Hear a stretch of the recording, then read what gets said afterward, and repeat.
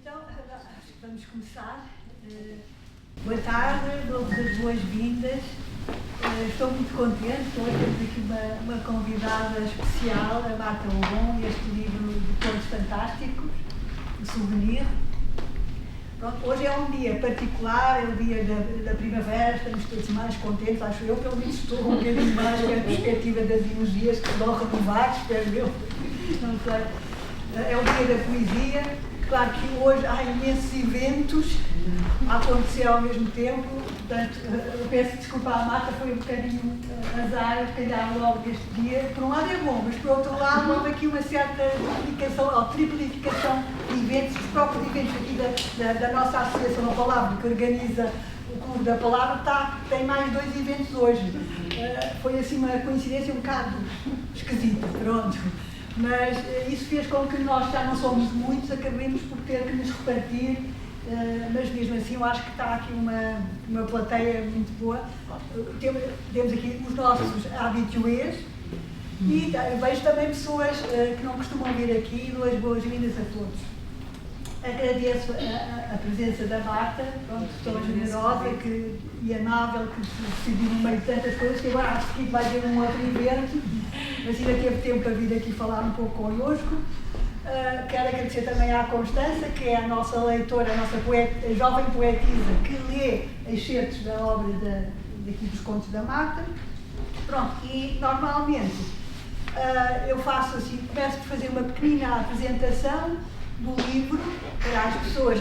Muitas das pessoas já leram os contos, outros eventualmente não leram, mas para contextualizar um bocadinho o livro e também a nossa conversa, eu faço assim uma pequena apresentação e depois eu faço conversamos um bocadinho com a Marta e depois eu passo o diálogo para o público, para vocês fazerem as vossas questões, observações e conversarem também com a Marta. E depois no final temos uma sessão de autógrafos. Ora bem, então a Marta é Ubon ou Ubon? Ubon. Mas o bom também está. A Marta, Ubon. O bom também está bom. Para mim está bom. Assim, pronto, é uma lisboeta que tem uma filha, não é? Tenho uma filha e um filho. Tenho 2 filhos, eu vai-me sempre enganar. Tenho 2 filhos, então. Ela é sobretudo conhecida como cantora e compositora, não é? Sobretudo da área do jazz, e não só, mas basicamente sim, muito ligada ao jazz. Muito ligada ao jazz. Tem 5 discos em nome próprio, não é? Este último é o de 2019, Coração na Boca. Sim, o meu sim. Tem outras colaborações, não é? Outras colaborações. Depois tem também, agora a fazer 2 projetos muito interessantes, não é? Um é o Jazz com Elas. Elas e o jazz. Elas e o Jazz, desculpe. Não faz mal. Elas e o Jazz, em que são 3 cantoras, não é? Que revisitam temas do jazz. Sim, no Racionário Norte-Americano. É um projeto de 3 vozes, é um trio focal nós pegámos no repertório, vimos as 3 do jazz e depois fazemos outras músicas e precisamos voltar a essa casa e fazer um projeto a 3 vozes, que não é uma coisa, quer dizer, que existe pelo mundo fora e sempre existiu, mas aqui em Portugal de facto era um nicho um bocadinho para ocupar e fizemos arranjos originais para temas mais ou menos conhecidos, uns mais, outros menos, e começámos em 2018 e ainda estamos aí a funcionar, mesmo com todas as vicissitudes. E agora vai haver um espetáculo. Agora houve um agora e há mais, agora ao longo do ano há várias coisas a acontecer. E também tem um outro projeto também interessante, que é o Calil, não é? Calil é uma coisa que eu fiz, que me lembrei de fazer um bocadinho ali na altura da pandemia, porque tinha espaço, vontade e uma certa angústia, e é um projeto que tem outras cantautoras da língua portuguesa, que é à volta da ideia de transformar o mito da musa, é uma ideia literária, o mito da musa inspiradora num novo mito, num mito da musa criadora, porque de facto dizem que mulheres não faltam no meio musical, em qualquer das áreas, mas de facto no departamento da autoria, da produção e no fundo da tomada de decisões, continua a ser um meio muito exclusivamente masculino, com tudo o que isso implica, e este projeto, eu convidei um conjunto de autoras de cantautoras da língua portuguesa para falarem do que é isto de ser criadora, que eu tenho a minha opinião que não é igual, somos 9, portanto são novas musas da literatura clássica e eu convidei 9 mulheres nas quais me incluí, mas é um projeto feito com homens e com mulheres, porque isto é o caminho da paridade, só se faz assim com ambos os géneros e todos os que queiram participar, mas foi um projeto muito bonito porque tem pessoas muito diferentes, pessoas com quem algumas já tinham trabalhado, outras não tinham, e cada pessoa escreveu uma canção original sobre o que é isto de ser mulher e criadora. Eu acho que os homens e as mulheres não são muito diferentes, são diferentes na forma como são contextualizados à medida que crescem, mas no impulso criador eu não acho que exista eu pessoalmente não acho que exista essa diferença, mas isso é a minha forma de olhar e tinha muita curiosidade em saber o que é que as outras cantoras achavam sobre o assunto e nasceram 9 canções muito diferentes, deram um disco, um espetáculo e fizemos alguns espetáculos, menos do que eu gostaria, porque é um projeto com muita gente, mas está aí e espero fazer mais. Muito bem. Entretanto, em 2024, não é? Entrou na ficção, a publicar pela primeira vez um livro de ficção, que é O Souvenir, não é? E que, de facto, foi logo muito bem recebido. E em 2025 ganhou o Prémio Literário Irene Lisboa. Portanto, o que faz justamente da Marta colocar uma espécie de herança feminina da literatura, porque Irene Lisboa é uma grande escritora portuguesa, mas que de facto, infelizmente, é ainda pouco conhecida, não é? Foi muito pouco. E é uma escritora que eu gosto muito. É uma escritora fantástica e uma coincidência bonita, porque é uma escritora que marcou a minha infância de leituras. Queres ouvir o conto? A Irene foi das minhas primeiras leituras, que por acaso foram mais ou menos conduzidas. Os meus pais conduziram minimamente algumas das minhas primeiras leituras, e a Irene Lisboa fazia parte desses primeiros autores com quem eu tive. Portanto, foi uma coincidência engraçada ter o prémio. Eles foram muito queridos e é sempre um incentivo, até porque também foi um prémio monetário que deu imenso jeito. Claro, esses prémios monetários ajudam, não é? São fundamentais para quem precisa de criar, não é? E ter o tal espaço, como dizia a Virginia Woolf, é preciso nós termos um certo espaço de descanso para podermos criar. E esse descanso e de isolamento passa também por ter um certo descanso financeiro, não é? Porque senão é ainda mais complicado. Pronto, então, o Souvenir. Eu faço assim, eu normalmente leio esta apresentação para ser mais sintética e também porque gosto de escrever estas coisas assim, para vocês perceberem, não é apenas não é uma leitura, verdadeiramente, nem é uma crítica literária, é simplesmente um conjunto de observações que eu acho pertinentes a propósito deste livro e, sobretudo, a partir da minha perspectiva, o que é que eu mais gostei. E então, Souvenir reúne 11 contos de grande diversidade temática, narrados por diferentes vozes e a partir de múltiplos pontos de vista. O que é logo bastante interessante, porque temos narrador na terceira pessoa, na primeira pessoa, uma vez o narrador na primeira pessoa é um homem, outra vez é uma mulher, portanto há logo ali uma diversidade que é bastante interessante. Os contos incluem-se num clima maioritariamente cosmopolita e urbano, e as histórias desenrolam-se em cenários que vão de Lisboa à ilha de Moçambique, por exemplo, do Alentejo a Nova Iorque, movendo-se entre o presente e a evocação de um passado recente, um certo passado recente, né, que está ali sempre no presente e a jogar com o passado muito recente, para os personagens, né, sempre. Como o próprio título do livro indica, Souvenir, não é? O elo que liga estes contos é o gesto de recordar. Quase todas as histórias recuperam memórias antigas ou evocam lembranças de lugares ou de objetos ou exploram os complexos mecanismos da memória. Alguns enredos são, por exemplo, a empregada doméstica apanhada numa intriga em torno de um anel, até a aventura num bar com um desconhecido protagonizado por uma bizarra filha de família, eu chamo-lhe uma filha de família ou uma betinha, talvez, em termos mais coloquiais, da paixão proibida de uma professora de canto por um aluno, até aos enigmas da atração e da desatração entre um casal num paraíso de férias ou então uma jovem estagiária em Nova Iorque. Portanto, é uma diversidade enorme de enredos, mas que se mantém sempre surpreendente e consegue sempre cativar o leitor. A estes juntam-se ainda a história de um professor de história em crise conjugal que sofre de amnésia. Amnésia retrógrada, um palavrão que eu não conhecia. Ou, por exemplo, o drama amoroso de um casal de idosos confrontado com o progressivo desvanecimento da memória, que é também um conto muito bonito e muito tocante. Ou a antiga paixão que regressa de forma obsessiva após a descoberta de uma carta misteriosa. Entre viagens libertadoras, amores inaugurais e redentores e coincidências surreais do cotidiano, surgem também algumas narrativas por onde perpassam relações familiares marcadas por traumas, às vezes o assédio, outras vezes uma certa violência. Não serão temas centrais, mas vão passando pelos contos.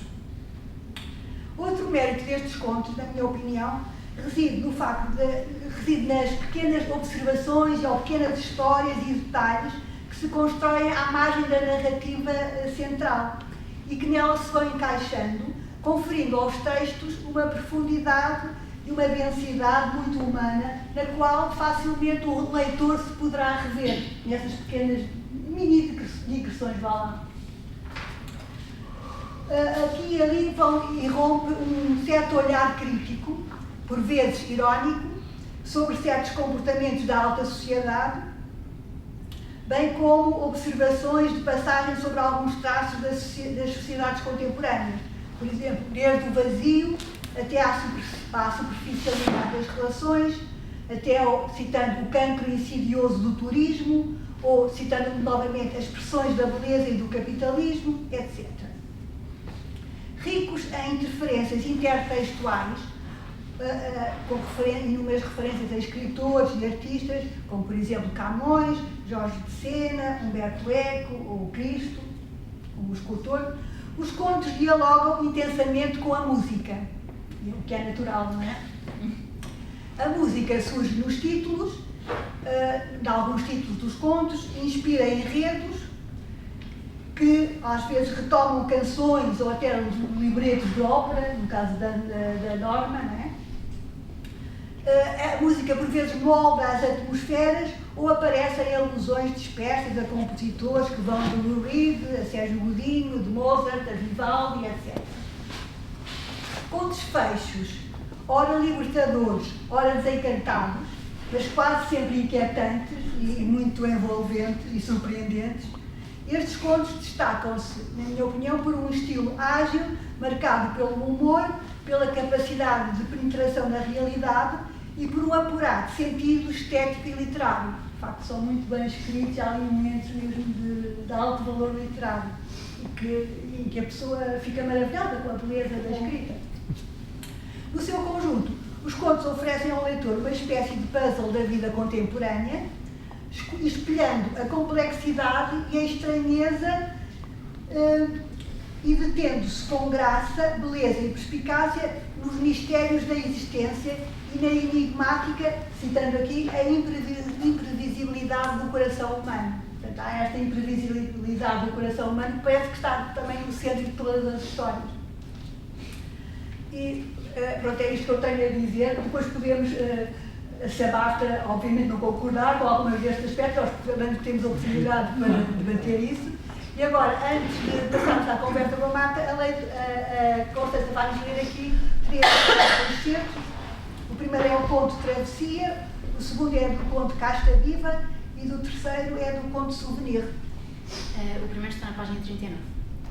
Dentro de cada hora, cada minuto, cada segundo, passado na ilha, Descobriu uma nova forma de estar atento a tudo, como se recuperasse os sentidos. Memórias, há muito esquecidas, voltavam e adivinhava rostos familiares ao longo das suas poeirentas, imaginando histórias que nasciam enquanto passeava pelos mangais. Comprei um bar e deixei de tomar a ressuquina. As pessoas iam e vinham, mas a ilha ficava cada vez mais bela e indiferente ao seu constante vai e vem. Deixei-me embalar. O tempo passava e a cidade parecia-me uma aberração longínqua, o absurdo de uma existência sem nexo, enquanto aqui era ainda a infância recuperada, uma espécie de imortalidade, a vida, sem princípio nem fim. O outro está na página seguinte, que é entre as páginas 41 e 42. Norma não via coincidência nenhuma no facto de o seu nome honrar Vincenzo Bellini. O seu pai, admirador fervoroso do bel canto e da escola italiana, assim o quisera. Encarava o facto como um sinal de que o destino escolhera para si um caminho auspicioso. Caminho esse que parecia encher-se de espinhos, agora que passara já dos 40. O seu corpo não facilitava, é certo. Depois dos filhos, tivera de interromper uma carreira com créditos fora e dentro do país, que começava então a ganhar asas. Em vez disso, ganhara peso, preocupações e um marido que, depois de cumprido o dever da procriação, a passara a ignorar como uma bota velha. Cantar era a sua vida, mas o teatro à la Scala de Milão e os seus sonhos de juventude tinham-se lentamente tornado uma espécie de paisagem de fundo, à qual não conseguiria nunca regressar. O outro certo está na página 139. Tínhamos esquecido dos comprimidos de flor, minúsculos e cor-de-rosa, o seu estranho sabor a arrepiar-me todas as noites depois de lavar os dentes. Devia ter 6 ou 7 anos. Os comprimidos de flor estavam nas prateleiras em acrílico azul daquela casa de banho. Os azulejos eram escuros. Acho que também azuis, não tenho certeza, porque na minha cabeça o azul tomou conta de tudo. Depois de uma bolsa de pele castanha, meia dúzia de cosméticos lá dentro, um rímel ressequido, um batom a cheirar a velho e um lápis castanho com a ponta por afiar. Levanto-me a correr para tomar nota destas coisas todas. Pequenos faróis que de súbito se acendem para iluminar a escuridão da memória. São 2 da manhã. Está tudo a dormir e não quer fazer barulho. Fica a segurar a porta do corredor para reduzir o seu ranger. Ouço os miúdos a mexerem-se na cama e espero que não acordem. Depois, sento-me no sofá e procuro os óculos. Ando a ver cada vez pior, mas o facto parece-me irrelevante. O importante é que pela primeira vez lembro-me. Controlo a ansiedade, o melhor que posso. Não vá à memória pregar-me mais uma partida. Os vislumbres de luz no seu apagão seletivo, para depois me fazer voltar à estaca zero. Obrigada. Ora bem, então... É sempre estranho. Tenho sempre a mesma estranheza que há. Fui eu que escrevi isto. De alguma forma, é talvez um clichê, mas é como se já não tivesse sido eu. Eu sei que fui eu, mas é uma coisa que já não me pertence. É sempre meio surpreendente. E depois, claro, depois de ouvir uma leitura, de ter a perspectiva de fora, não é? Do leitor que completa a leitura, é sempre... É um meio... É bizarro. Eu imagino que... É bizarro. Mas é muito agradável, primeiro, poder chegar às pessoas, não é? Porque, em última análise, a pessoa escreve para si, mas escreve tendo em mente um leitor ideal que se deixe tocar pelo texto, pelas histórias. E isso é a parte que só se completa quando temos a sorte de ter os leitores. Ter esse privilégio de ter o leitor, sem o qual o livro acaba por não se completar, não é? Mas acho que foram boas escolhas. Pois, havia outras...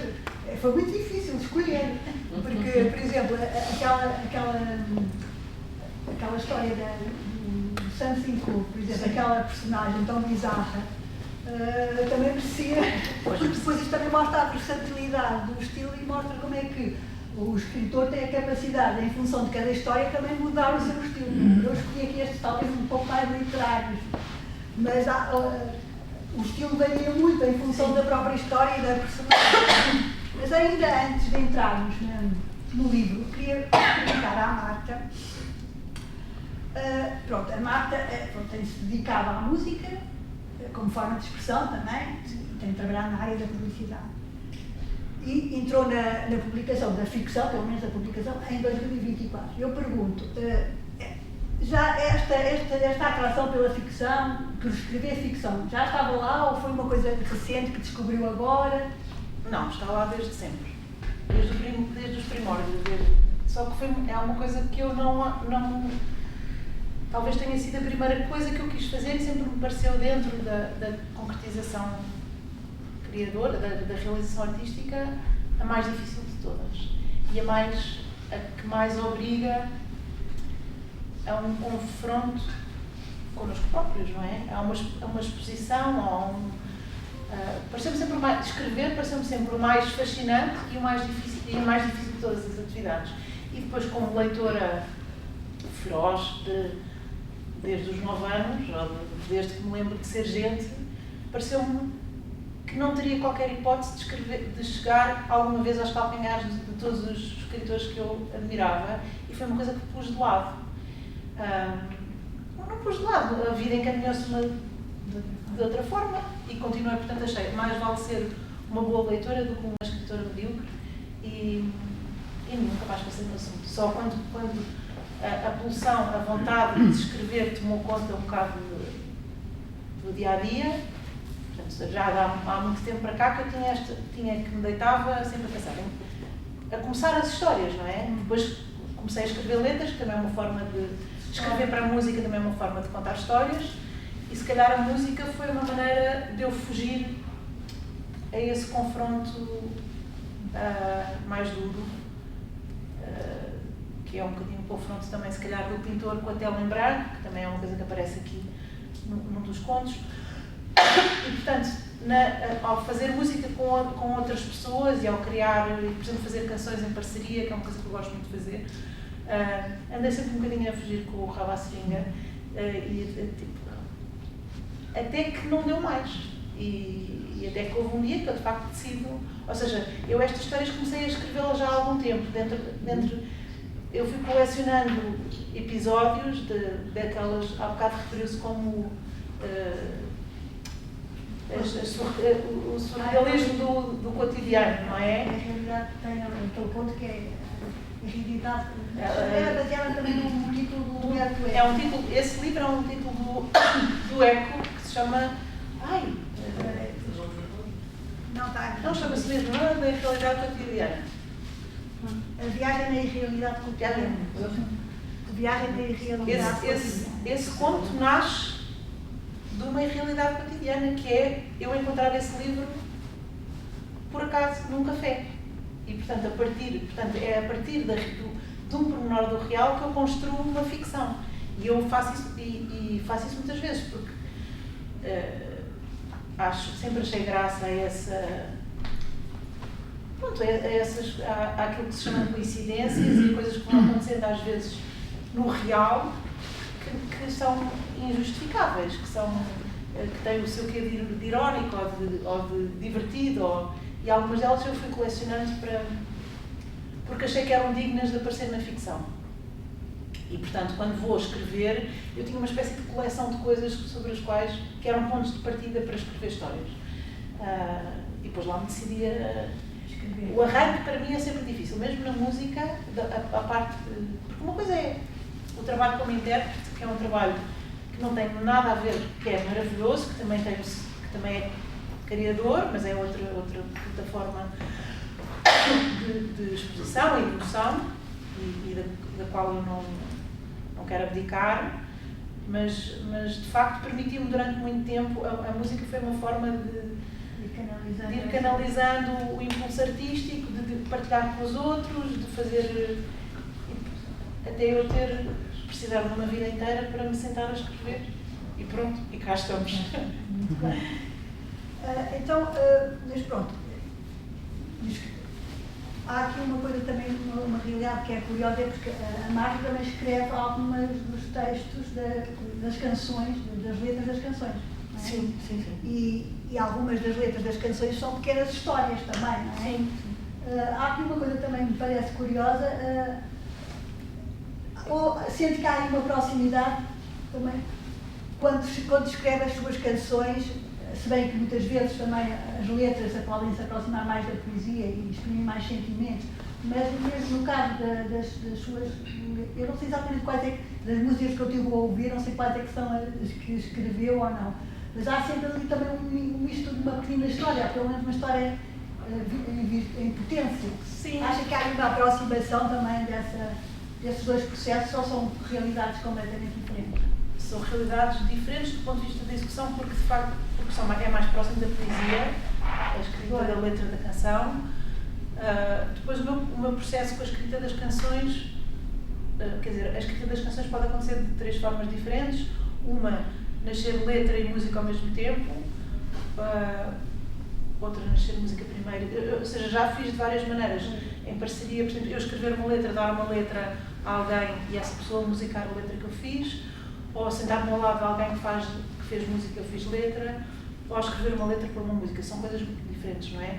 Mas eu diria, para mim, dentro da música, o ideal seria nascerem as 2 coisas ao mesmo tempo, seja uma pessoa autora das 2 coisas ou em parceria, mas são desafios completamente diferentes. E depois o resultado, de facto, é outra.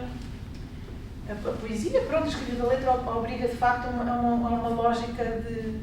Nem é só de condensação, é de imagem, que é narrativo também. Podem ser, porque eu sempre me atraiu, sempre estive mesmo dentro do jazz e dos standards do jazz e das músicas por onde eu comecei a cantar, sempre me atraiu esse lado da narrativa. Aliás, um destes contos, o Something Cool, nasce a partir de uma canção muito bonita, que eu desafio a ouvirem. Há várias versões, há uma versão da Julie London, mas há uma versão mais recente de uma cantora norte-americana que se chama Tierney Sutton, e que me foi apresentada por um homem que já não está entre nós, que era o Barros Veloso, que é um músico e pianista, que mostrou a canção, e a canção é uma história. E é uma história de uma mulher que está num bar, eu imagino que seja em Nova Iorque, mas pode ser noutra cidade qualquer, porque ela não diz onde é que está. Portanto, a canção tem um narrador na primeira pessoa, que é quem canta. E esta mulher está sozinha, a beber um copo, talvez à procura de companhia, e a lembrar uma vida passada de Fausto, riqueza, números pretendentes, e a canção é muito bonita, e a letra é muito bem escrita, e aquela canção fascinava-me. E eu depois pude cantá-la, gravá-la com esse amigo que já morreu, com o José, e quando estava a escrever o livro, pensei naquela personagem da canção e apeteceu-me retomá-la. E eu tinha uma enorme empatia com esta criatura. Gostava dela, tinha pena dela e assim tudo foi de uma forma. E depois comecei a escrever e ela transformou-se noutra pessoa. E foi um processo para mim mais surpreendente da escrita deste livro, foi aquele conto. Porque eu não sabia para onde ela ia, ou seja, este clichê também do as personagens escrevem-se a si próprias, ou podem acontecer coisas que nós não estamos à espera. De facto, com ela, porque eu gostava muito dela, tinha um enorme. E continuo a gostar, atenção, de uma forma um bocadinho diferente. Mas eu achava que era outra pessoa e de repente ela revelou-se uma pessoa muito complexa e eu acho que é mais ou menos fascinante, mas transformou-se numa pessoa muito negra, bastante negra, bastante horrível, com um lado horroroso. O final é. Não vamos estragar, mas ela é. Mas para quem lê, sabe bem a surpresa que é essa personagem, não é? Foi simultaneamente o conto mais fácil e que mais gozo me deu por ser tão imprevisível para mim enquanto escritora, nascer aquilo. E diverti-me imenso e confesso que essa surpresa que acontece durante a escrita, depois há todo o trabalho. Escrever é muito difícil, eu acho muito difícil. Não sei, se calhar há pessoas para quem não é. Eu acho uma coisa duríssima e que me obriga a um tempo de limpeza e corta, até ficar só aquilo que é preciso. E depois, claro, que há momentos de prazer e é um desafio. Eu gosto de escrever, mas é difícil. Mas, de facto, esse conto foi uma espécie de... Foi diferente de tudo o resto. Foi como se, de alguma forma, já estivesse pronto. E quem sabe até possa dar outras coisas. Como é que se chama o conto? Como é que se chama? Something Cool. Something Cool. Mas era canção. Good? Cool. canção. Não, é o texto, não é? Eu dei o mesmo nome ao conto. Claro, desculpa, a gente estava... Something Cool. Falaste dois nomes, de Julie London e de Turning Seven. Sim. Ok. Elas cantam, ou seja, são duas versões da canção. Ok. E depois eu parti da canção para escrever um conto que não tem nada a ver. Claro. Que só tem, ou seja, eu aproveitei os primeiros versos. Eu usei os primeiros versos da canção, traduzindo, não é? Usei os primeiros versos da canção para começar a escrever o conto. E depois o conto ganhou foi a sua vida. Também ela está num bar, Sim. não é a falar com um desconhecido, não é? E está calor, não é? E vai beber. É um monólogo. Pois é um monólogo. Nós percebemos, quer dizer, nós não temos a certeza se está lá, está. Depois com aquela final, a pessoa depois tem a tendência para ir ver outra vez o conto todo, do início. Mas aparentemente ela estará num bar a falar com alguém, nós nunca sabemos. Percebemos que há ali um interlocutor, mas ele não fala, não é? Só ela é que fala. Até podia ser perfeitamente só na cabeça dela. Podia ser, mas está lá alguém. Por exemplo, no ponto da Casta Viva, não é? Aí também, foi um processo diferente. Pegou um bocadinho naquela ideia da norma, da paixão proibida, e depois colocou não, ou não, ou só fui eu. Não posso dizer como é que essa história é uma homenagem. É uma homenagem, é uma história roubada. É uma história roubada. Então, mas diga-me só uma coisa. Mas estas histórias, algumas delas inspiram-se na realidade. Pronto, estamos a ver que algumas inspiram, por exemplo, assim, em fragmentos e em músicas. Pronto, mas na realidade, há inspiração. É ficção, claro. A realidade permite dar carne à ficção, ou seja, nós vamos sempre buscar, eu acho que a verosimilhança depende daquilo que nós conhecemos, daquilo que pode, não é obrigatório, mas no meu caso, eu acho que nós vamos sempre buscar coisas, roubar coisas que depois se interligam de forma ficcional para criar uma coisa que não tem nada a ver com a realidade. Mas muitas coisas partem de coisas que nós conhecemos, como no meu caso, como me cruzei, coisas que eu ouvi falar, às vezes estou a apanhar, ou se calhar é uma coincidência, mas às vezes as pessoas contam-nos coisas e eu gosto de ouvir, tenho curiosidade, registro, há coisas que fico a pensar, olha, que ficam lá, guardadas. Eu por acaso tomo poucas notas e devia tomar mais. Às vezes há histórias que falam, eu fico a pensar, isto valia a pena. Lá está, isto é tão, às vezes é tão fora, ou é tão, ou como de alguma, que eu gostava de contar. Eu estava agora a lembrar de uma coisa, por exemplo, que eu nunca usei na ficção, mas que é às vezes são imagens. Há pessoas que é a partir de frases, ou a pensar, uma vez aconteceu-me ir por falar em música, porque a música de facto faz parte do cotidiano, é uma inspiração, é uma referência, é um pano de fundo, e aqui joga um papel de memória, não é? Porque a música também está muito ligada à nossa memória. Estava a pensar que uma vez aconteceu-me estar a chover muito, estar em Lisboa de carro, estar a chover estupidamente, e ir a guiar ali na Rua da Junqueira, e devia estar a ouvir a Antena 2, e estava a dar uma parte do Requiem de Mozart, em que as vozes eram lá lacrimosa, portanto, que fala do choro, e no sentido oposto a que eu vou, vem uma mulher no meio da rua, não tinha chapéu, não tinha nada, a chorar, mas a chorar convulsivamente. E aquela coincidência entre a música e eu estar a ver aquela mulher, fez-me, impactou-me. E lembro-me de ficar a pensar, eu tenho que fazer qualquer coisa. Só que chovia tanto que eu não parei o carro. Ainda pensei, vou parar o carro, vou ter com ela, vou perguntar o que é que se passa. E já que não o fiz, fiquei a pensar, algum dia isto tem que aparecer na ficção, naquilo que eu vou escrever. Então muitas vezes o meu processo criativo vem destas coisas, de coisas que me tocaram, de flashes, de imagens, ou de coisas que me tocaram e que me fizeram... Por exemplo, mas aquele jovem amnésico do souvenir, porque aí já ele tem esse processo de amnésia, não é? O conto também está muito bem construído, porque nós temos o presente, não é? E depois temos aqueles flashes de memória que vêm e que o narrador não nos previne, não é? Nós às vezes temos que voltar atrás e depois perceber que afinal ele estava a voltar atrás, estava a ter um flashback, não é? Mas esse, por exemplo, é baseado numa história real? Esse eu posso não querer dizer, não é? Não é baseado numa história real. A história foi quando eu percebi que todos os contos tinham... que eu estava sempre a falar da mesma coisa. Eu escrevi esse conto a meio do processo, e por isso é que o livro se chama Souvenir, porque o conto se chama Souvenir, porque percebi às tantas, quando comecei a escrever este conto, que é talvez um dos mais longos, talvez o do Cristo seja um dos... Pronto, mas que percebi que estava sempre a falar que todas as histórias tinham esta obsessão com a memória e com o papel que a memória joga na nossa vida enquanto fator ficcional.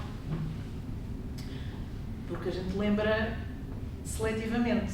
A gente lembra aquilo que quer lembrar, ou esquece aquilo que quer esquecer, e recria através da própria memória. Portanto, aquilo que eu viver, que eu posso, dentro de uma família, as pessoas podem ter memórias completamente distintas de exatamente do mesmo evento e terem, e diametralmente às vezes opostas, não é?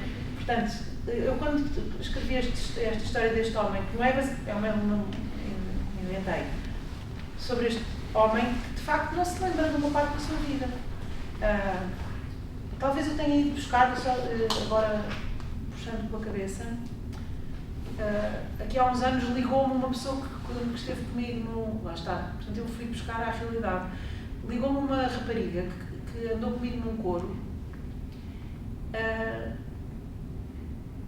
a perguntar se eu me lembrava dela, porque ela tinha tido um acidente e tinha-se esquecido de uma parte da vida dela e estava a tentar, e de vez em quando cruzava-se com pessoas com quem tinha estado e tomava a iniciativa de contactar as pessoas para poder reconstituir a sua própria memória.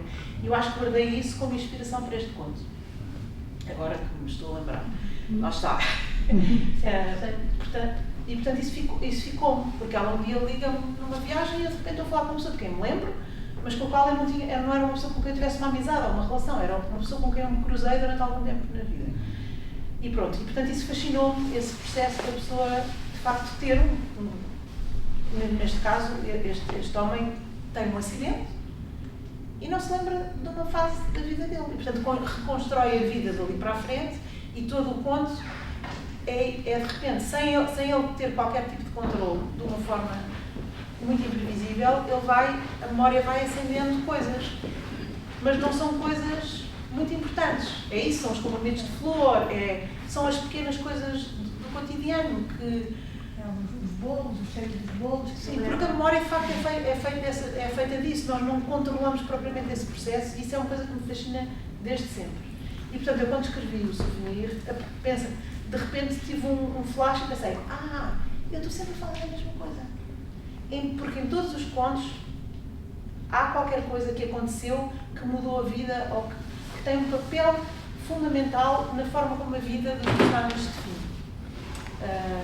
E portanto, o conto teve esse papel, não é? De um bocadinho, eu também fui surpreendida, aliás, quando a editora me disse, então, mas sabes que isto dos contos é muito difícil.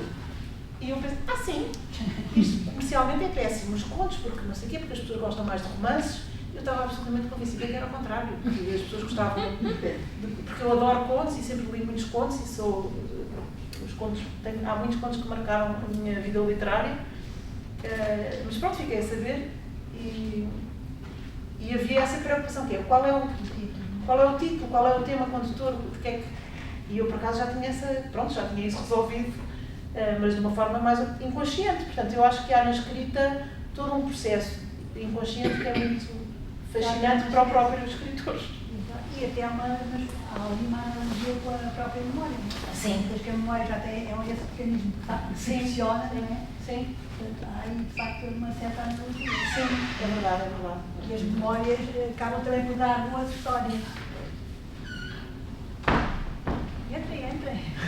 Pode jogar.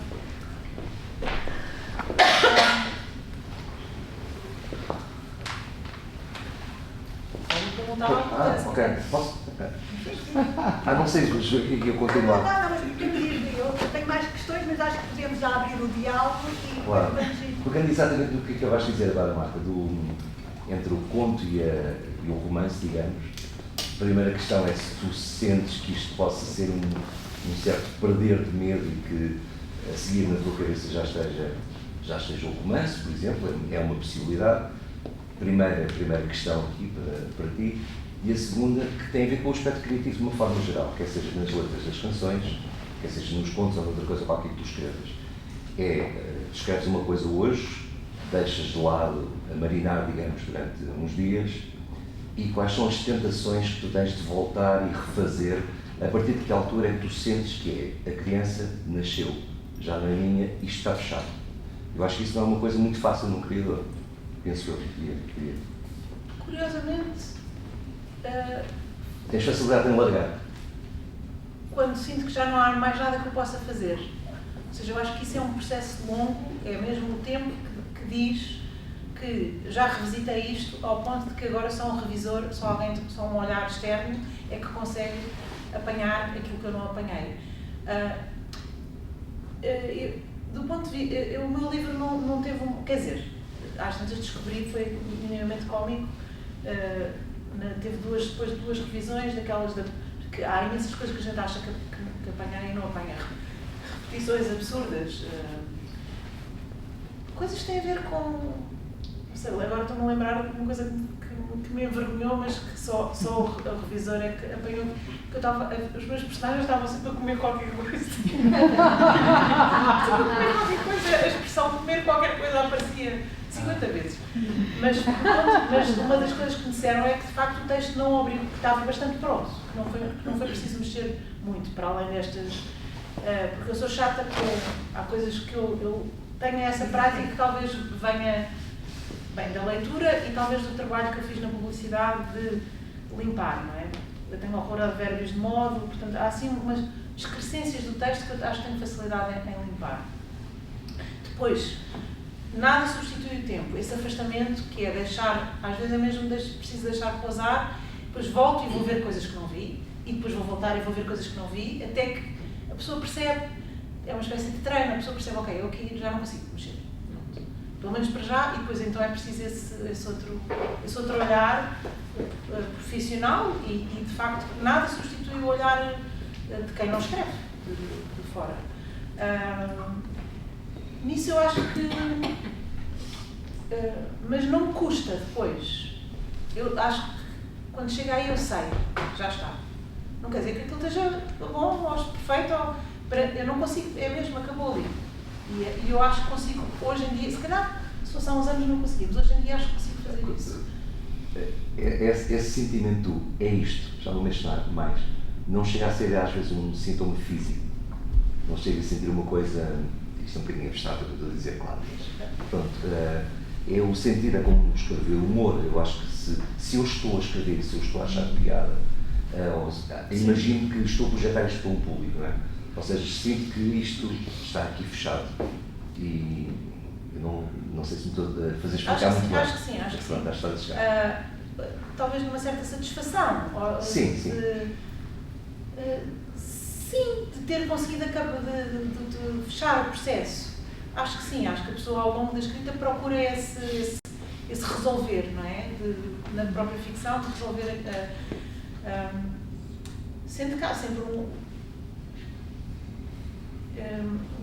imponderável lá está, do leitor, do impacto, a gente não sabe o que é que as pessoas podem, quer dizer, mesmo escrevendo para mim, mesmo havendo o primeiro filtro sendo eu preciso de uma pessoa, eu preciso de alguém de confiança, esse o primeiro leitor, eu acho que, não sei, eu preciso ter alguém que eu saiba que vai ser franco, não é? E que diga, olha, isto não.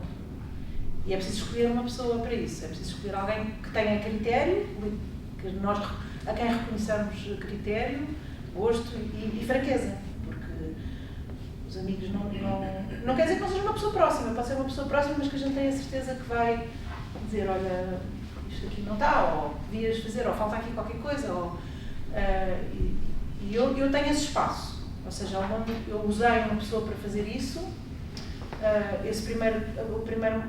impacto. O primeiro conto que mostrei, que foi o primeiro que escrevi, depois saiu na Granta. Eu confesso que andei ali até receber, até ter... O primeiro, é o primeiro. Não foi o primeiro a ser escrito, mas é o Conceição. Andei ali um bocadinho aflita até conseguir a pessoa me dizer qualquer coisa. E não tinha coragem de perguntar, tinha demasiado medo. Apesar de estar bastante segura, de estar confortável, mas pronto. Mas até isso, o que nós achamos é sempre o que nós achamos, o que o outro acha. Pronto, e depois Isso é inevitável, não há nada a fazer. Com as canções é igual, mas mais difícil aqui. Eu acho que há uma satisfação. Depois começa tudo outra vez, não é? Ou seja, a pessoa... Mas começa tudo outra vez em sentido? No sentido que Outro conto, outra... partir para outra coisa. Ou seja, eu acho que isto é um processo que nunca... Por exemplo, agora estou, desde que este saiu, numa enorme aflição. À procura de... E isto não vai passar enquanto eu não escrever outra vez. E não estou... Está muito difícil conseguir esse espaço. Não quer dizer que eu não tenha já começado. E não sei ainda o que é. Por exemplo, a questão do romance e do conto faz-me um bocadinho lembrar uma coisa que quando eu comecei a gravar, em 2004, gravei um disco de canções do jazz. E a primeira coisa que me diziam sempre era: e para quando originais? E eu pensava, mas isso, eu não quero fazer um disco de originais, eu não estou preparada para fazer um disco. O que eu queria fazer era isto, eu agora queria fazer isto. Porquê é que me estão a pedir os originais? Eu queria fazer um disco de canções do jazz, era mesmo isto que eu queria fazer. Portanto, é como se houvesse, há sempre uma pressão exterior para fazer diferente, mais, melhor, ou quem diz os originais diz outra coisa qualquer. Ou porquê é que cantas em inglês? E agora porquê é que não cantas em português? E para quando? Então a pessoa às tantas tem que fazer aquilo que tem que fazer. Mas há a pressão para o romance, claro. Eu sabia lá que os contos eram uma coisa comercialmente difícil. Não sabia e não quero saber. Mas não deixa de haver essa pressão. E eu não sei ainda o que é que tenho que fazer aquilo que tenho que fazer. Ainda estou a navegar nessa procura, não é? Está nessa pressão. Mas de facto é preciso é preciso isolamento. Eu ainda hoje acho misterioso. Eu escrevi isto à noite. Quer dizer, com filhos pequenos é difícil. O cotidiano, a domesticidade ocupa imenso espaço. E portanto eu tenho que encontrar esse espaço, mas não é fácil. Mas enquanto eu não conseguir levar isto a bom porto, já que isto vai ser uma justiça, o que eu estou a dizer é que há uma angústia permanente com a qual portanto, a pessoa depois quando consegue escrever, liberta-se dessa angústia, mas depois esse prazer dura relativamente pouco tempo. Dizer que tem que se escrever outra vez. Eu acho que este formato de conto, apesar pronto, a gente vai contar a opinião dos editores, mas até atualmente, acho que em língua portuguesa não há assim tantos contos. Eu acho que há um... Eu, por exemplo, eu também adoro contos. Eu adoro contos, sempre. Quer dizer, temos grandes contistas na língua portuguesa. Sim, mas atualmente estão a sair, eu acho que são mais...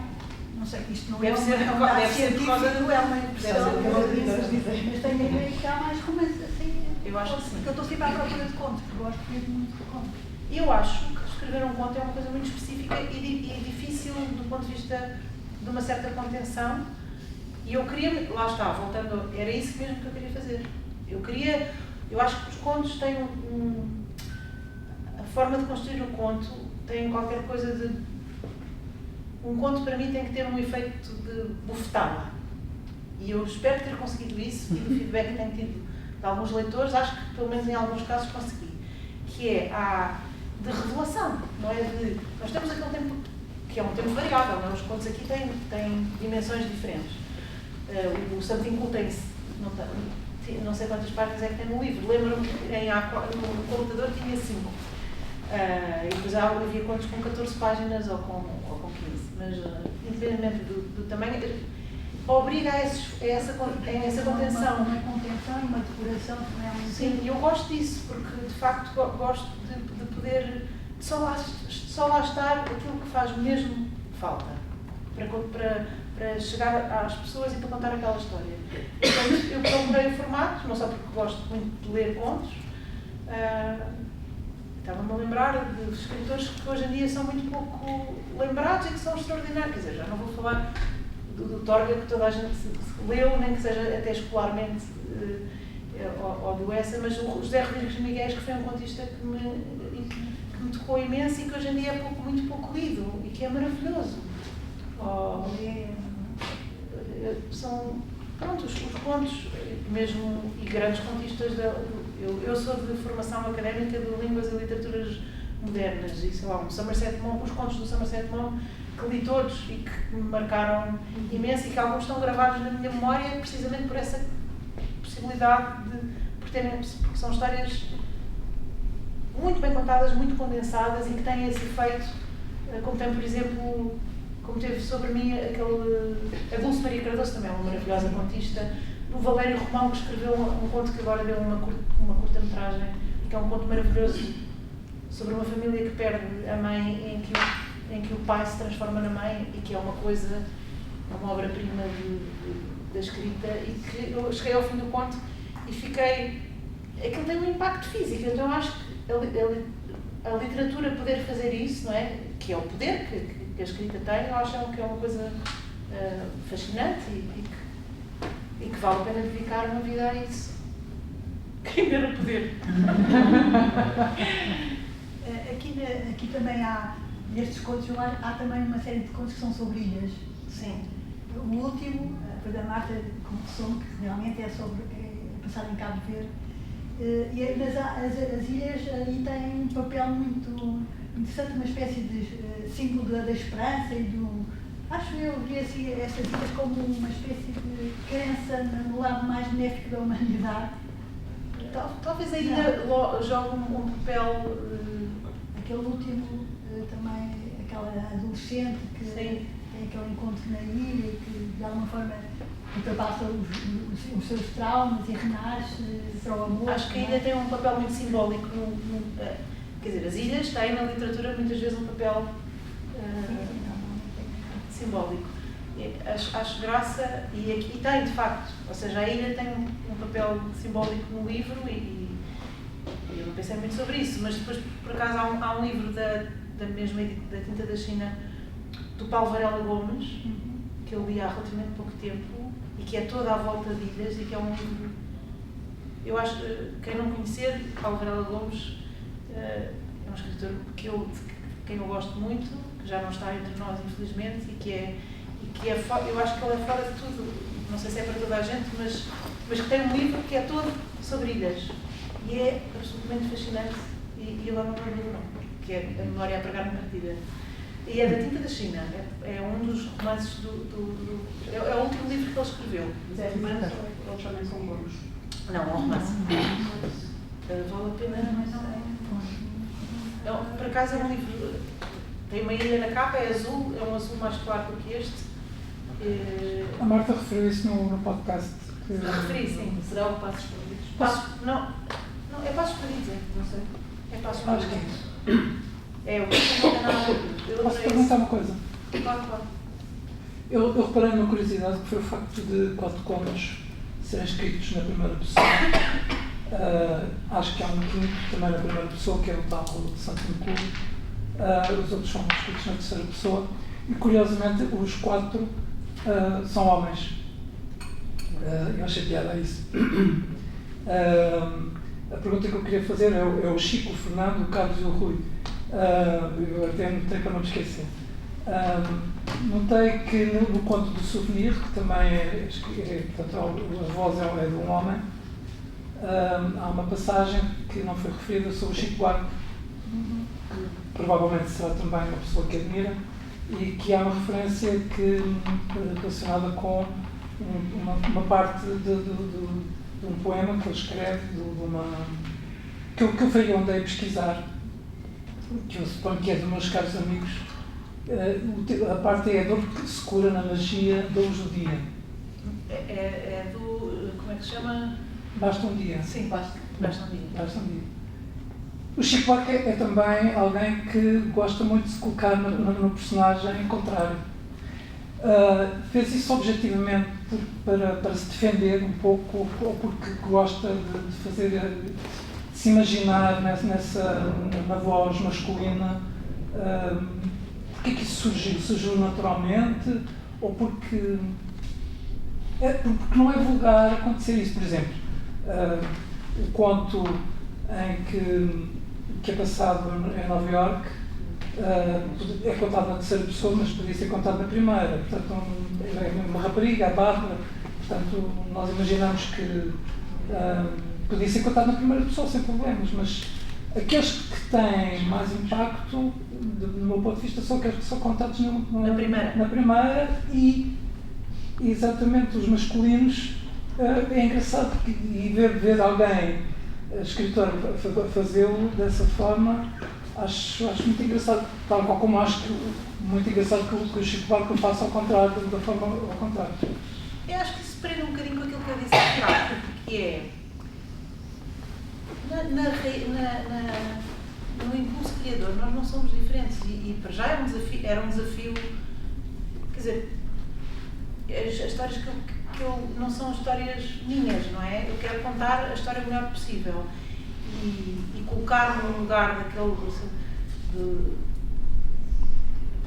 colocar-me no lugar de um homem também me permite um distanciamento que eu acho que é útil para a narrativa e para conseguir um impacto diferente, porque obriga-me mesmo a estar noutro lugar. Eu não me confundo com aquelas personagens, não é? É mesmo intencional, eu não me confundo, mas partilhamos, enquanto seres, enquanto humanidade, as mesmas coisas. E daí eu estar, ou seja, o nosso contexto de género, ou o contexto de género, condiciona-nos. Mas no impulso criador eu não acredito nisso. Aliás, se pensarmos, quer dizer, quantas mulheres escreveram como homens, até muitas vezes para se esconderem, para se protegerem. Mas, por exemplo, voltando à Dulce, que é uma escritora que eu gosto muito, escreveu o retorno todo como se fosse um rapaz, não é? E nós é que temos, existe esta confusão entre a ficção e o autor, não é? Esta fantasia que é muito explorada comercialmente, eu acho, pelos meios, porque vende. Ou seja, esta confusão entre o que é biográfico e o que é que não é, porque as pessoas têm há um voyeurismo natural do ser humano que quer saber da vida e que quer muito que a vida do autor se confunda com a vida dos personagens, não é? Então, eu acho que quis fugir disso e depois quis esse desafio de sou capaz de escrever como um rapaz porque nós não somos assim tão diferentes, não é? Ou penso assim. Não sei se respondeu. Já agora um pormenor, e vou-me calar já. Esse rapaz, que é professor de História do Souvenir. Sim. Eu tenho que dizer isto. Não me diga que encontrou uma falha, é que já me encontraram duas.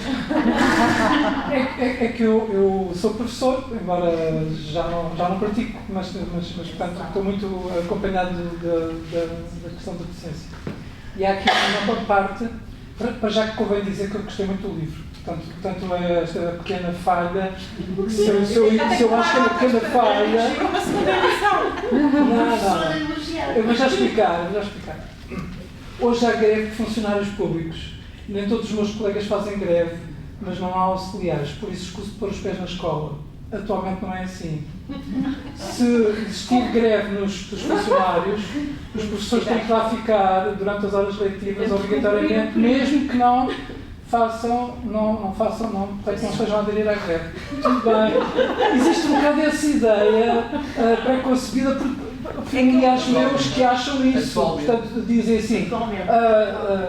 Sim, atualmente. Há uns anos atrás não era assim.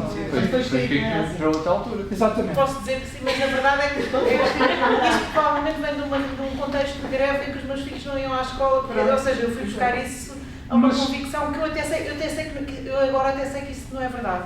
Mas eu acho que eu quando escrevi isso achei que era assim. Podia ser assim. Mas é uma brincadeira. Está bem, mas por acaso acho ótimo. Na escola está de portas Mas fechadas para estar. Sim. E os professores estão lá dentro. Tem nada, tem Nós que temos que lá estar a cumprir o nosso horário, ou seja, se tivermos, imagino, por exemplo, na segunda-feira há greve, imagino que a escola fecha, tem aulas das 8 às 4 da tarde e eu das 8 às 4 da tarde tenho que lá estar. As pessoas não sabem isso, é uma coisa importante de saber. Os meus pais normalmente os encarregados de educação estão sempre a dizer a professora também esteve sem fazer nada. Eu, não, eu estive a trabalhar na escola. se não tem alunos? Bem, isso eu trabalho sempre sem alunos. Não sei.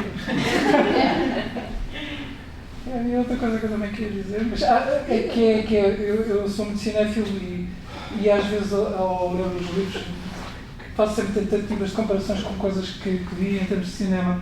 Eu lembro de ter visto um filme e acho que também não é fácil de fazer filmes com pequeninas histórias e há filmes que são feitos com pequeninas histórias coladas.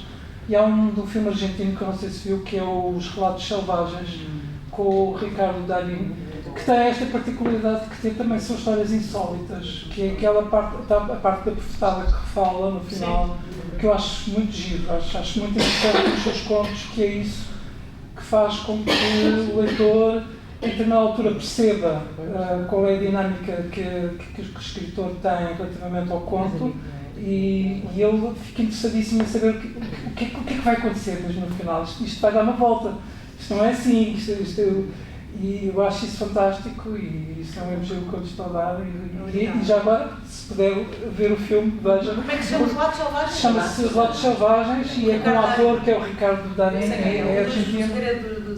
Exatamente. Então, calei. Se calhar o que eu ia dizer era um bocadinho do que o colega disse. O seu livro surpreendeu-me imenso. Porque eu estava sempre à espera de ver o que é que ia acontecer. Ou seja, eu comecei por ler o primeiro conto, bom, é assim, esta escrita é assim, leio o segundo e ao terceiro penso, isto vai ser sempre assim, vou ter sempre surpresas. Portanto, essa que estava a acontecer mesmo durante o livro todo e gostei disso. O meu conto preferido foi este da viagem da realidade cotidiana. Foi mesmo meu preferido. Acho que consegui viajar com ele no R4, ali pelo Alentejo, estava ali na barragem. Acho que fiquei mesmo ali. Pronto, fica-me na memória. Às vezes há livros que nos ficam pelos personagens. Este fica-me assim por este conto em particular, esta viagem. Imagina isto, essa melancolia, alguma melancolia que estava ali, subjacente. E depois, pronto, a professora final do telefonema deu pena que eles não estavam a ver. Esta foi mesmo. Talvez o mais surpreendente de todos os contos foi este. A sério, engraçado. Não é o mais comumente referido. Gostei muito do Souvenir, claro, mas este para mim é imediatamente anterior. Há uma curiosidade, posso contar uma curiosidade em relação a esse conto? Eu ia perguntar isso, qual foi a inspiração? Foi um telefonema que eu recebi de uma pessoa que eu conheço muito mal a perguntar para um amigo comum que ele achava que tinha morrido. Eu recebo uma chamada a dizer, então o nosso querido amigo morreu. E eu, como assim? Falei com ele a semana passada. E não tinha morrido. E pronto, lá está a realidade às vezes a servir depois. Tudo o resto não tem nada a ver. A servir de ponto de partida, o insólito do cotidiano, a servir de ponto de partida para... Mas é extraordinário como ele passa dias sozinho, passa muito tempo sozinho, com vontade, mas no final ele teve vontade de ligar a alguém para confirmar que estava sem fazer spoiler, depois que não lembro, mas gostei muito. E pronto, e dámos um bocadinho aqui à volta com a conversa do seu processo criativo. Acho muito interessante essa coisa de ir buscar fragmentos e as coincidências do dia e ir guardando, não é? Como se fosse uma biblioteca de ideias, não é? Depois se inspira nelas porque eu percebi para ir desenvolver. Queria que explorasse um bocadinho mais essa parte dolorosa de escrever, não é? Ou seja, consegue ter uma rotina? Não consegue, já partiu um bocadinho que era difícil. Mas uma vez que sai fora da sua zona de conforto, percebemos, não é? Cantar está lá. Outra particularidade aqui em parênteses. Muitos dos seus contos li ou ouvi-la, porque fui ao Spotify e estava ali a ver, e pronto, foi também canto muito bem, parabéns. Mas se pudesse partilhar um bocadinho mais desse seu processo criativo, que sai fora da sua zona de conforto, é interessante, não é? Porque sabendo que quer escrever um segundo livro, seja ele contos ou romance, há algo que terá que ultrapassar. De que forma, não é? Como é que encontra esse espaço, essa rotina? É um processo interno muito longo. No meu caso, é um processo muito longo. Eu já debati a minha capacidade para... Já descobri que não estou completamente sozinha na dificuldade de criar o ritmo. Claro que depois da pessoa pegar, entrar é diferente. Mas já percebi que há outras pessoas que funcionam de uma forma muito caótica, como eu funciono. Isso trouxe-me uma tranquilidade relativa. Que é pronto, não sou. Porque eu ouço, ou seja, aquela coisa de acorda de manhã, senta-se para escrever, escreve até às como os grandes escritores que eu admiro, que sentam-se às 9 para escrever, escrevem das 9 ao meio-dia, comem qualquer coisa, depois, mas que depois vão jogar golfe. Pronto, vidas ideais de criação. E isto foi tudo ao contrário. Foi eu a escrever às 3 da manhã, entre a 1 e as 4, quando os miúdos estavam a dormir, e depois conseguir ali uma janela de oportunidade. É porque é condição sine qua non o silêncio. Não é só não estarem pessoas, é silêncio. E a noite tem esse. Mas depois, se não dorme de noite, isso traz acarreta outras dificuldades. Portanto, esse espaço tem que ser eu a criá-lo, a encontrá-lo. E andar. Não quer dizer que eu não tenha já começado a escrever. Eu já comecei. A questão é que eu ainda estou nesse. Ainda não tem a pauta. Ainda não tenho a certeza absoluta. Até porque aquilo que eu estou a querer fazer tem um bocadinho a ver com esse lado da descoberta inconsciente que o texto possibilita. Foi aquilo que, de facto, que eu pensei assim, eu quero sentir isto outra vez. Eu quero, de repente, começar aqui a acontecer uma coisa que eu... Porque houve contos em que eu queria que eles fossem, por exemplo, o conto eu não me lembro do nome dos próprios contos, o Cristo. Sim. Chama-se... The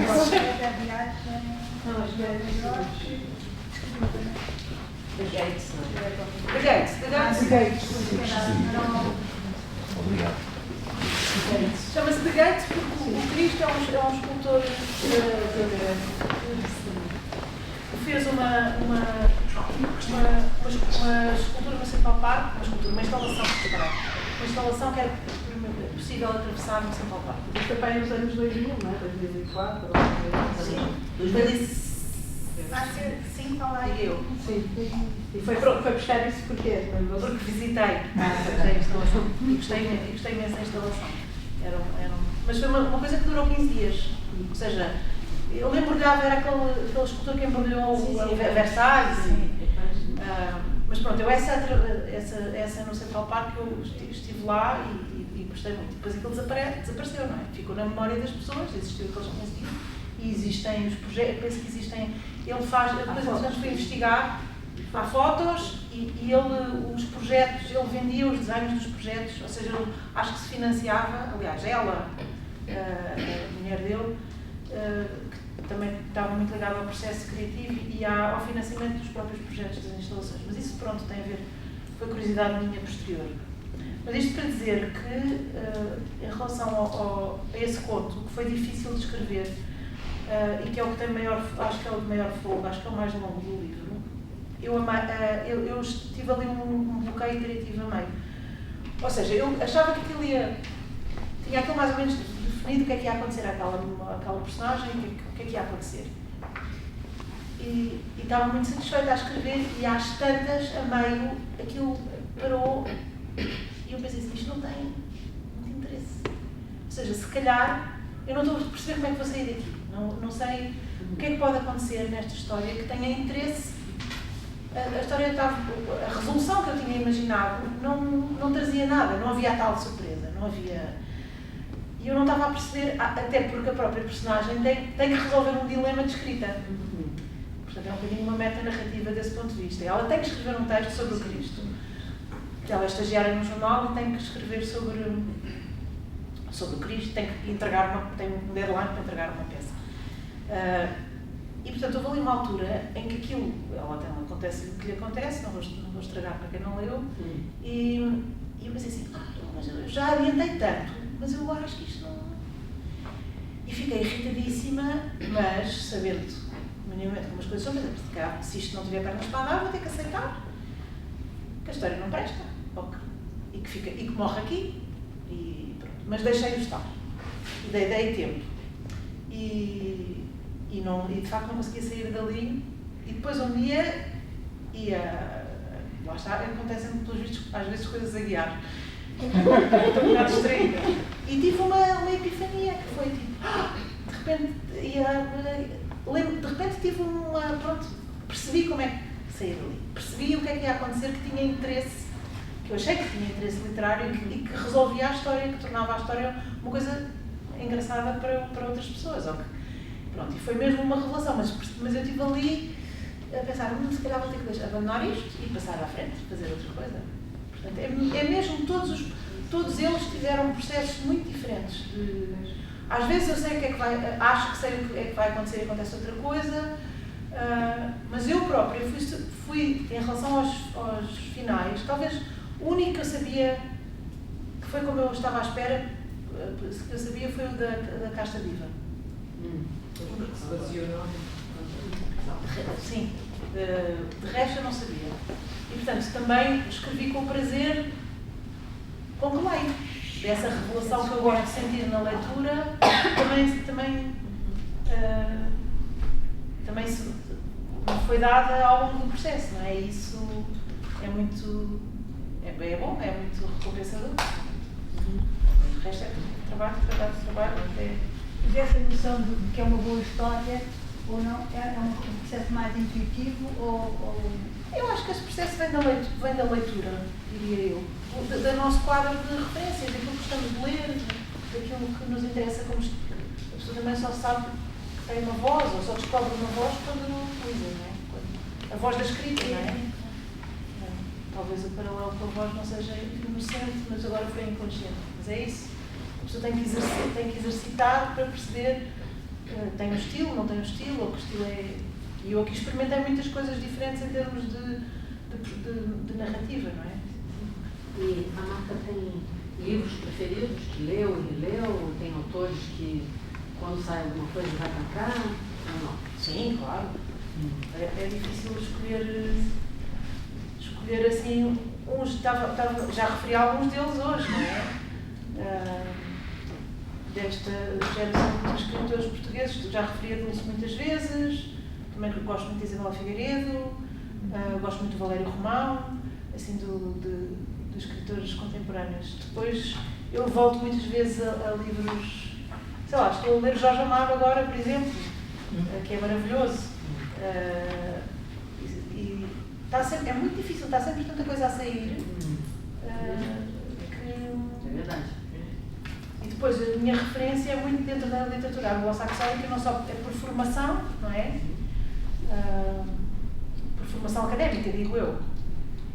E li mais autores anglo-saxónicos do que, apesar de ter lido franceses também, e os meus pais por acaso até tinham muita coisa de literatura francesa, mas tinham muita coisa no original e eu era mais fluente no inglês, a geração deles era mais fluente no francês e a minha mais no inglês, e acabei por me ligar mais, por procurar mais a literatura norte-americana e inglesa e escrita no inglês, mas é difícil, sei lá, e alguns deles aparecem aqui. Houve muitas referências literárias que eu tirei deste livro,